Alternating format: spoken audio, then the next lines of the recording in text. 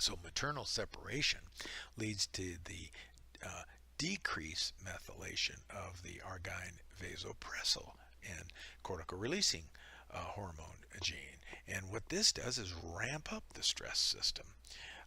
So what we were just discussing previously was the thermostat function gets undermined, doesn't get developed. Now we have a ramping up of their stress response system, where we're talking about the neuroendocrine system, the hypothalamic pituitary adrenal axis, and the hypothalamus releases vasopressin in addition to cortical releasing hormone, and that then results in the pituitary releasing ACTH that hits your adrenal glands and eventually release of cortisol.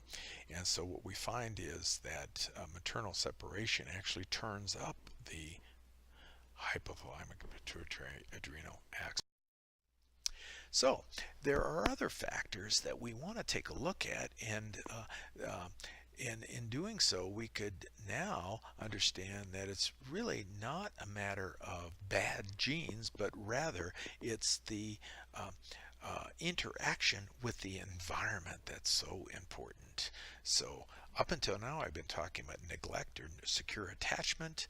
Now let's take a more subtle look at this. So infants who have the DRD4, that's the dopamine receptor gene, have been linked to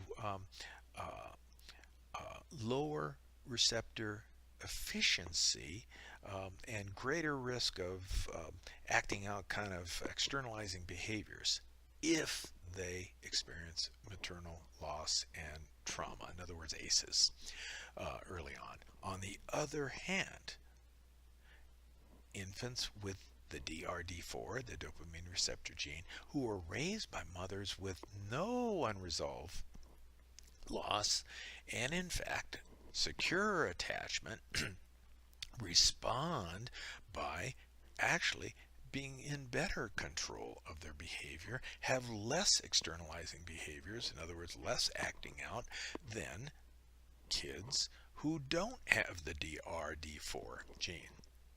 So this turns out that what we're talking about really is that this isn't a gene that is necessarily creating dysfunction, but perhaps it's a gene that might contribute to more sensitivity to the environment, the interpersonal environment. So this variant of the DRD4 gene can contribute to more benefit disproportionately from supportive environments. So it could be worse or it could be better.